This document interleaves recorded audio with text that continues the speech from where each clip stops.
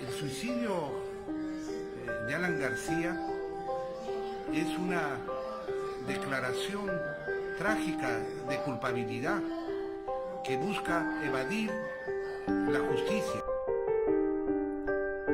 Fernando Oliveira se burla del suicidio de Alan García, pero parece saber más que la mayoría.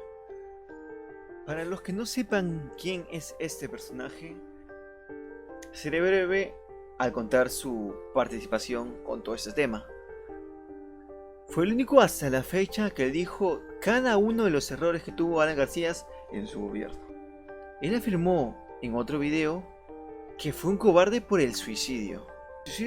El suicidio que fue la cosa más rara hasta la fecha, porque no se tienen pruebas.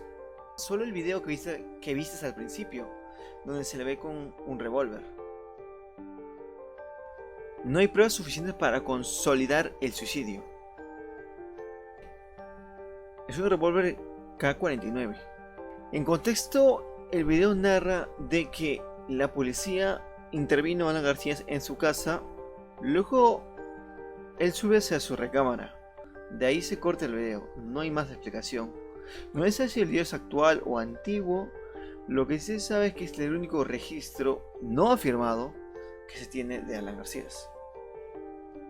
Volviendo al caso de Poppy Olivera o Fernando Olivera, este, aún quedándose pues en sus cabales, no le dijo o intentó no herir los sentimientos de la familia, porque lo dijo que no iba a exponer tanto sobre el suicidio, sino más por lo que hizo Alan García en el tema de su gobierno.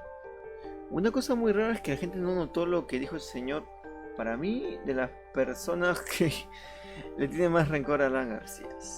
Sin nada más que decir, me despido, soy Nixon, nos vemos en un gran nuevo video, bye bye. Brr.